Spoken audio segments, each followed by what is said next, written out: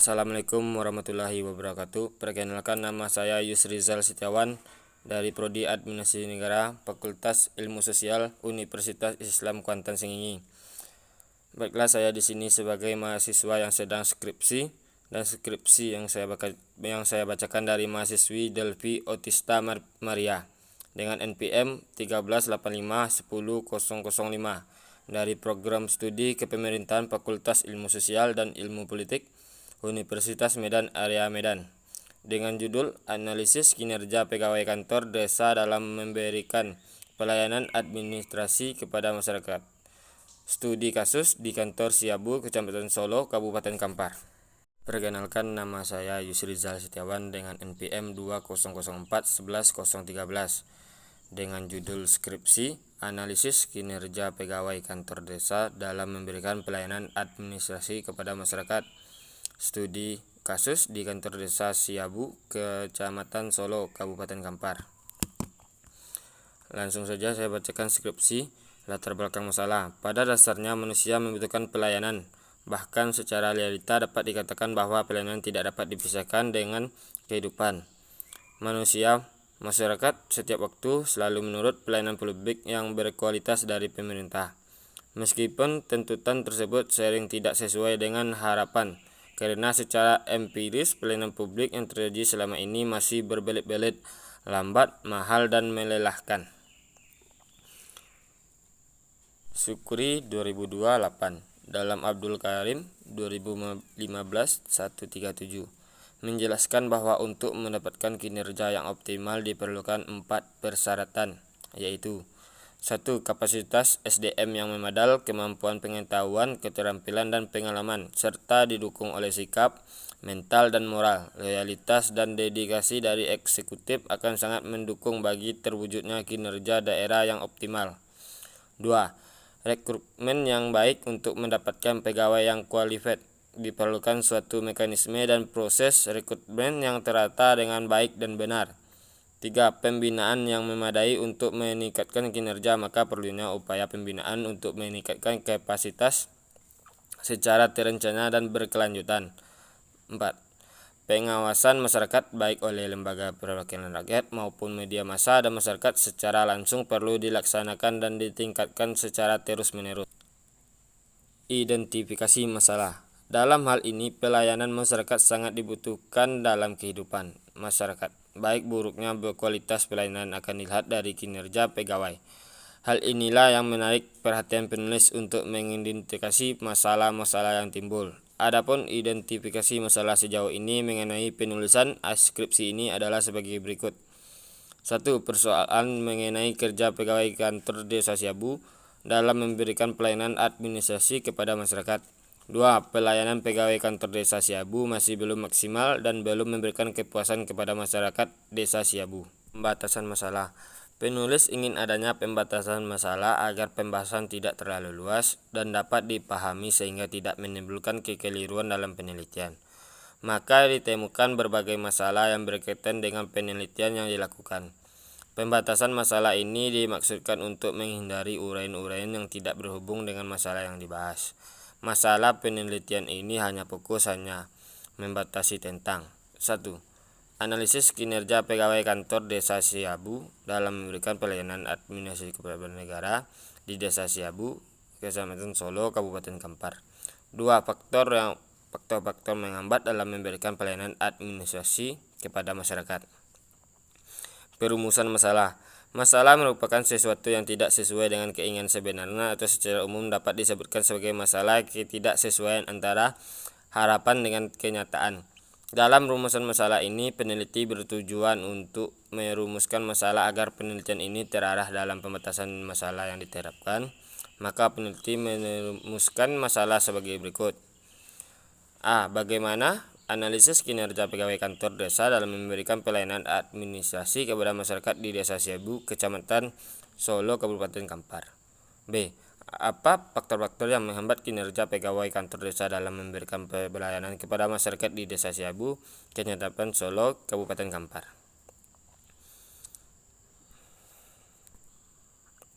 Tujuan dan manfaat penelitian. Satu, tujuan penelitian. Adapun tujuan dari penelitian ini secara umum adalah untuk mengetahui bagaimana kemampuan kerja pegawai kantor desa dalam memberikan pelayanan administrasi kepada masyarakat. Manfaat penelitian. Adapun manfaat dari penelitian ini adalah A. Bagi penulis dapat menambah pengetahuan dalam menerapkan ilmu yang telah diperoleh di bangku kuliah. B. Bagi instansi pemerintah Kabupaten Kampar, kantor desa Siabu sebagai bahan tambahan bagi pemerintahan daerah khususnya dalam pelayanan administrasi kependudukan. C. Manfaat teoritis untuk dapat memperkaya konsep atau teori yang membantu perkembangan ilmu pengetahuan, pengalaman, dan wawasan dalam kehidupan birokrasi khususnya untuk mengembangkan pengetahuan ilmu kepemerintahan supaya dapat dijadikan sebagai bahan perbandingan untuk penelitian selanjutnya. D. Manfaat praktis. Hasil penelitian ini diharapkan dapat memberikan bahan atau konsep perangkat desa khususnya dalam pemerintahan dan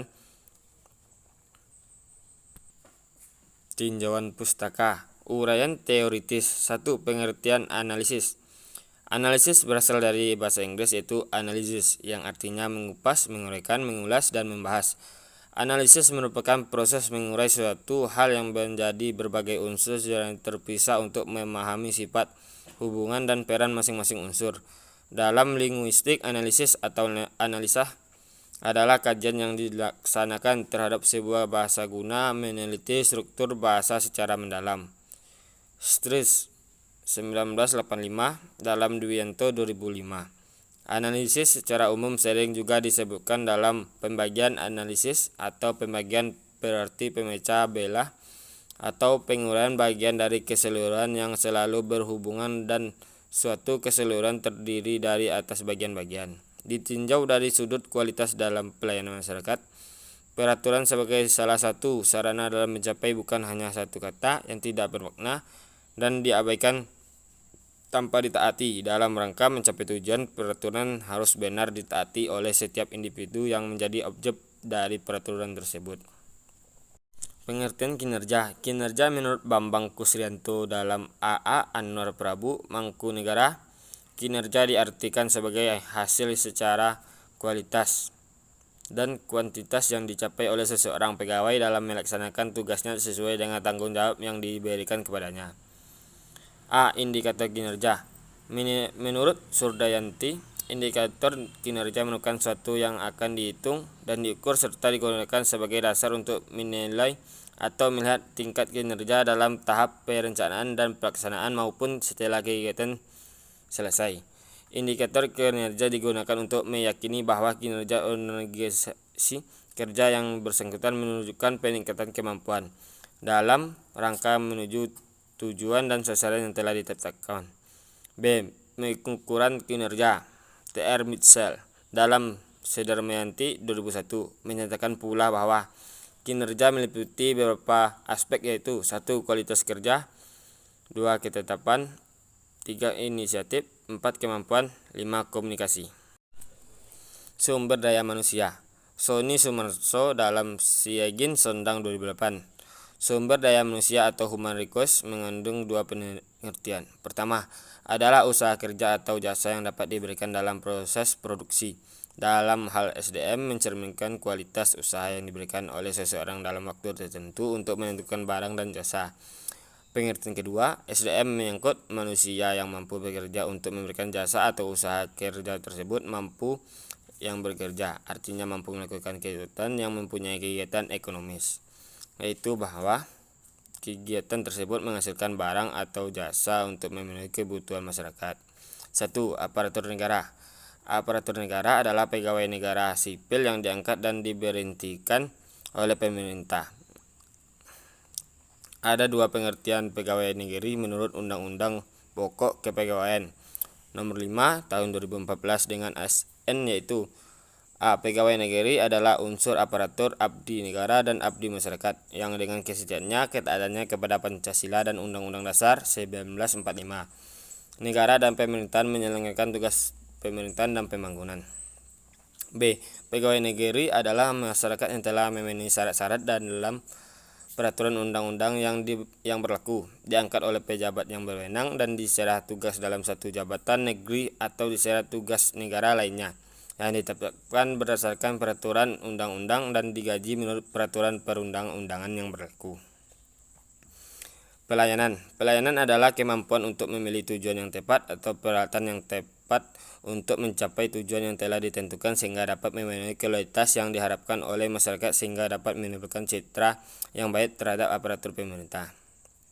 M. Manulang 1986 mengatakan bahwa prestasi atau efektivitas organisasi pada dasar adalah efektivitas perorangan, atau dengan kata lain bila tiap anggota organisasi secara terkoordinasi melakukan tugas dengan pekerjaan masing-masing dengan baik, dan efektivitas pelayanan akan secara timbul keseluruhan.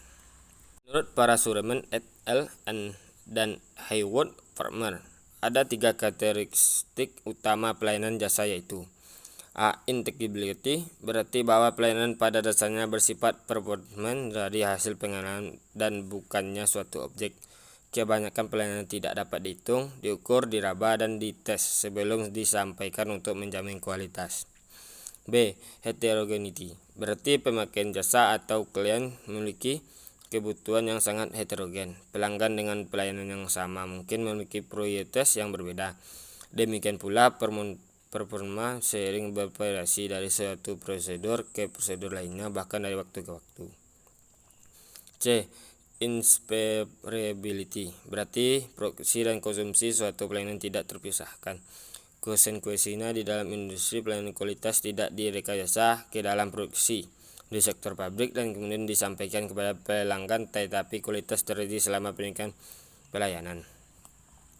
Faktor-faktor yang mempengaruhi pelayanan menurut Tiller. Ada beberapa faktor yang perlu diperhatikan dalam peningkatan pelayanan publik, antara lain: 1. Dedikasi dan disiplin. Untuk memberikan sebuah pelayanan yang bermutu pada seseorang manusia haruslah mempunyai rasa pengabdian terhadap tugas dan pekerjaannya. Dalam artivisi yang merupakan target, proses pelayanan harus normatif dan idealis, sebab seorang yang memiliki dedikasi tinggi adalah manusia yang menyadari sebuah profesi sendiri dan berusaha untuk mewujudkannya. 2. Jujur. Kejujuran sangat penting, bukan hanya orang lain tetapi juga diri sendiri.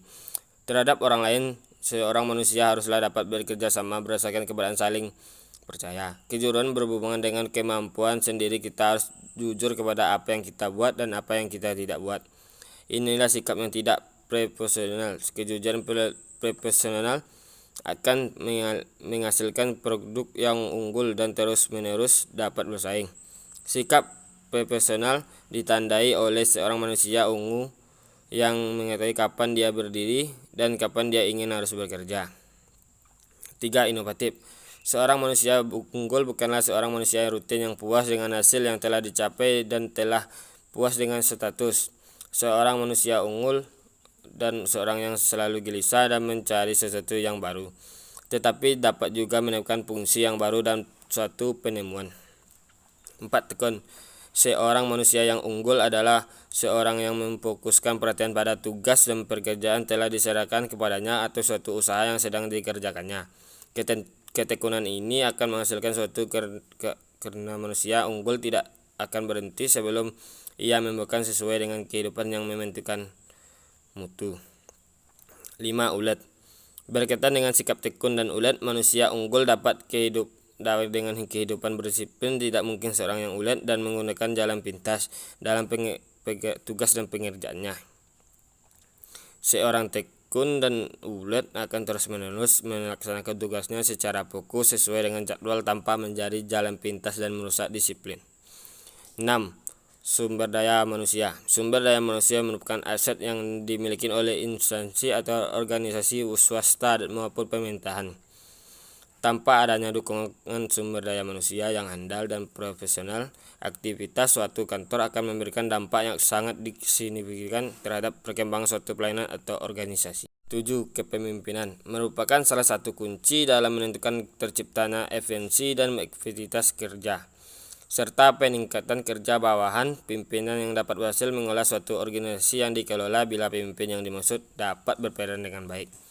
Seorang pemimpin harus melakukan kegiatan dalam hal membimbing, mengarahkan perilaku, bahwa pada suatu tujuan peran serta sumber daya manusia dalam sistem pelayanan dengan profesional rendah yang terlihat dari indikator pelayanan yang tidak optimal. Penggunaan waktu tidak produktif belum optimalnya peran dan inovatif dalam menjalankan tugas. Faktor sumber daya manusia menjadi faktor penentu dalam akhirnya sumber daya manusia yang menjalankan sistem pelayanan tersebut, yakni kesejahteraan, penghargaan, dan gaji pegawai negeri sipil pada tingkat yang sama. Pegawai dan produktivitas tinggi ini dan rajin dengan pegawai negeri sipil yang malas dan tidak ada produktif dipastikan akan mendapat gaji yang sama jika masa golongan dan ruang pangkat sama. Pelayanan administrasi kemasyarakatan. Pelayanan dalam Kamus Bahasa Indonesia berasal dari kata layan, yang berarti mampu mengurus apa yang diperlukan seseorang. Sedangkan kata pelayan mempunyai arti perihal atau melayani. Pelayan adalah proses pemenuhan kebutuhan melalui aktivitas orang lain yang langsung. Kemudian menurut Eko Supriyanto dan Sri Guyanti, pelayanan adalah upaya untuk membantu, menyiapkan, atau mengurus keperluan orang lain. Belum jelas apabila belum ada membuat proses itu sendiri untuk menerangkan lebih lanjut mengenai proses itu sendiri. Peningkatan kualitas pelayanan yang menjadi tuntutan masyarakat harus dipenuhi oleh aparat kantor desa sebagai penyelenggara yang memuaskan diri. Pegawai pemerintahan dengan desa merupakan hak yang dimiliki oleh setiap warga masyarakat. Dengan pelayanan yang diterima tersebut, maka diharapkan kepada masyarakat akan berpartisipasi aktif dalam mendukung tugas-tugas aparat pemerintah, sehingga terjadi keseimbangan antara hak yang ditetapkan oleh masyarakat dan kewajiban yang harus dijalankan sebagai warga negara. Administrasi desa. Dalam bukunya yang berjudul Pilasat Administrasi, Siagian menemukan bahwa administrasi adalah keseluruhan proses pelaksanaan dari keputusan-keputusan yang telah diambil, dan pelaksanaan itu pada umumnya ditentukan oleh dua orang manusia atau lebih untuk mencapai tujuan yang telah ditentukan sebelumnya. Demi efisiensi dan efektivitas penyelenggaraan pemerintahan desa harus didukung dengan tata usaha yang benar. Tata usaha yang benar adalah kegiatan mencatat semua proses penyelenggaraan pemerintahan desa yang disebut administrasi desa. Jadi administrasi desa adalah keseluruhan proses kegiatan pencatatan data informasi mengenai penyelenggaraan pemerintahan desa. Administrasi desa sangat penting bagi kegiatan penyelenggaraan pemerintahan desa. Pemerintahan desa akan berjalan lancar manakala didukung oleh sistem tata usaha atau administrasi yang benar, rapi, dan tertib. Pelayanan publik. Pelayanan publik yang menjadi fokus studi disiplin ilmu administrasi publik di Indonesia masih menjadi persoalan yang perlu memperoleh perhatian dan penyelesaian yang komprehensif.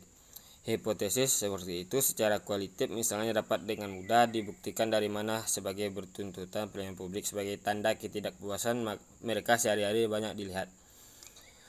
Harus diakui bahwa pelayanan yang mereka berikan oleh pemerintah kepada rakyat terus mengalami pembaharuan, baik dari sisi paradigma maupun format pelayanan, seiring dengan meningkatnya tuntutan masyarakat dan perubahan di dalam pemerintahan itu sendiri. Meskipun demikian, pembaruan dilihat dari kedua sisi tersebut belumlah memuaskan. Bahkan masyarakat masih diposisikan sebagai pihak yang tidak berdaya dan termarginalisasikan dalam kerangka pelayanan kurnia dalam.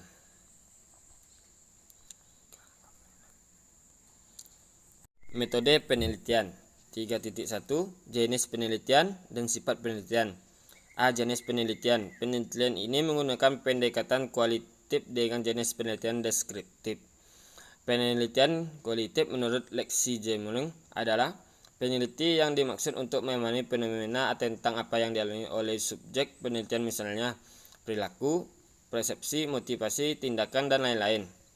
Peneliti mendeskripsikan bagaimana kinerja pegawai kantor desa dalam memberikan pelayanan publik kepada masyarakat di Desa Siabu, Kecamatan Solo, Kabupaten Kampar, dengan maksud memahami keadaan yang penelitian kualitatif bertujuan memperoleh gambaran seutuhnya mengenai suatu hal menurut pandangan manusia yang diteliti.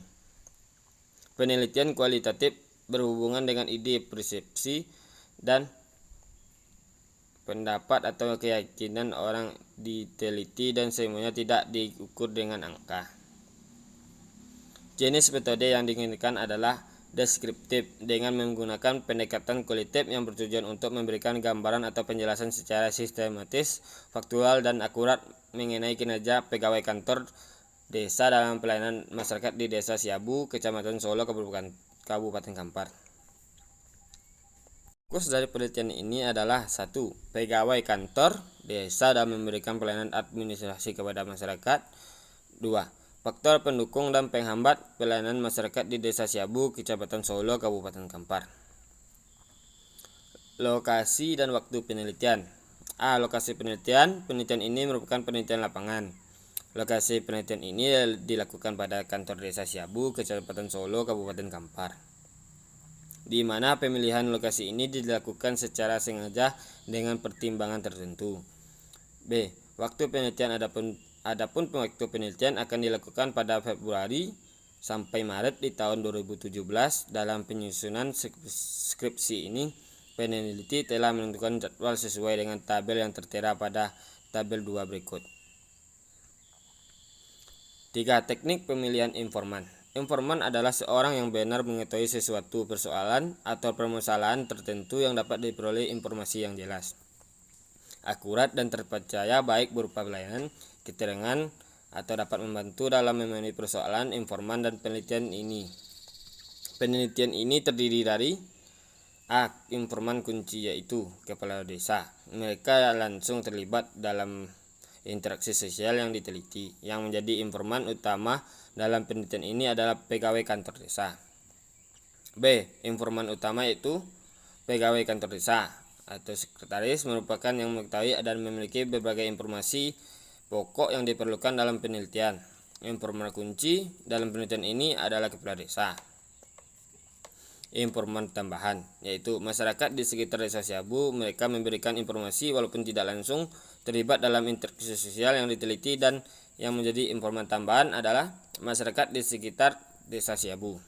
Teknik pengumpulan data. Untuk mendapatkan data atau informasi yang dibutuhkan dalam penelitian ini, maka diperlukan suatu teknik pengumpulan data. Dalam hal ini, teknik pengumpulan data dilakukan sebagai berikut. 1. Studi kepustakaan. Studi kepustakaan merupakan pengumpulan data atau informasi yang menyangkut permasalahan yang akan diteliti dengan mempelajari dan menelaah buku, jurnal, karya ilmiah, dan berbentuk tulisan lainnya yang ada relasinya dengan masalah yang akan diteliti. 2. Studi lapangan. Studi lapangan merupakan pengumpulan data atau informasi lapangan dari lokasi penelitian dengan melakukan wawancara, observasi, dan dokumentasi. Wawancara adalah percakapan atau tanya jawab langsung kepada masyarakat diarahkan dengan tujuan tertentu. Teknik yang digunakan adalah metode interview, di mana penelitian ada mengajukan pertanyaan-pertanyaan yang telah disiapkan kemudian langsung dijawab masyarakat tersebut. Atau teknik wawancara adalah melakukan wawancara langsung terhadap responden dan informan yang dilakukan dengan tanya jawab langsung ke pegawai dan masyarakat. Dokumentasi adalah cara mendapatkan data dengan mempelajari dan mencatat buku-buku, arsip-arsip atau dokumen daftar tabel statistik dan hal-hal yang lain berhubungan dengan penelitian. Observasi adalah peneliti melakukan pengamatan secara langsung di lapangan yang menjadi objek peneliti. Observasi yang dilakukan oleh peneliti dibantu dengan pencatatan fenomena yang ditemukan di lapangan. Teknik observasi adalah pengamatan yang dilakukan secara langsung objek penelitian yang terkait dengan masalah penelitian. Teknik observasi yang dilakukan dengan cara pertama, mencari informasi selengkap-lengkapnya tentang apa yang diobservasi. Kedua, mencapai tujuan khusus dengan tujuan umum dari penelitian yang dilaksanakan. Ketiga, menentukan materi atau objek yang hendak diobservasi. Keempat, membatasi ruang lingkup atau materi objek yang ingin diobservasi. Kelima, mencatat hasil observasi sedetail-detailnya. 3.5. Teknik analisis data. Analisis data diartikan sebagai upaya mengelola data menjadi informasi, sehingga karakteristik atau sifat-sifat data tersebut dapat dengan mudah dipahami dan bermanfaat untuk menjawab masalah-masalah yang berkaitan dengan kegiatan penelitian. Metode deskriptif kualitatif menurut analisis data yang dilakukan terus-menerus selama pelakuan penelitian. Oleh karena itu, di setiap langkah dalam penelitian saling berhubungan. Penelitian ini menggunakan analisis data model siklus yang dikembangkan oleh Miles dan Huberman. Dalam buku metode penelitian kuantitatif dan kualitatif R dan DO, analisis data model, pengambilan keputusan atau verifikasi. Kemudian analisis dilakukan dengan menggabungkan ketiga komponen tersebut dengan langkah-langkah sebagai berikut. A. Reproduksi. Kemudian analisis dilakukan dengan penggabungan ketiga komponen tersebut dengan langkah-langkah sebagai berikut. A. Reduksi data. Reduksi data merupakan proses pemulihan pemusatan perhatian pada penyederhanaan pengabstrakan data, transformasi data kasar yang muncul dari catatan-catatan tertulis di lapangan selama meneliti untuk memilih informasi mana yang dianggap menjadi pusat penelitian di lapangan. B. Penyajian data. Penyajian data yaitu pengumpulan informasi tersusun yang memberikan kemungkinan adanya penarikan kesimpulan atau pengambilan tindakan. Pengambilan data ini membantu penulis memahami peristiwa yang terjadi dan mengarahkan pada analisa atau tindakan lebih lanjut berdasarkan pemahaman. Alasan dasar dilakukan pada tahapan ini adalah menyederhanakan informasi yang kompleks ke dalam suatu bentuk yang disederhanakan dan dapat mudah dipahami. C. Pengambilan keputusan atau verifikasi. Setelah data disajikan, maka dilakukan pengambilan keputusan atau verifikasi. Dalam pengambilan keputusan, membuat kesimpulan sementara dari yang semula belum jelas menjadi lebih terperinci dengan secara verifikasi, dengan bermaksud data yang diperoleh yang tidak valid untuk memperoleh jawaban atas masalah yang diangkat dalam penelitian. Baiklah, hanya ini skripsi yang dapat saya sampaikan. Lebih kurang dan mohon maaf. Assalamualaikum warahmatullahi wabarakatuh.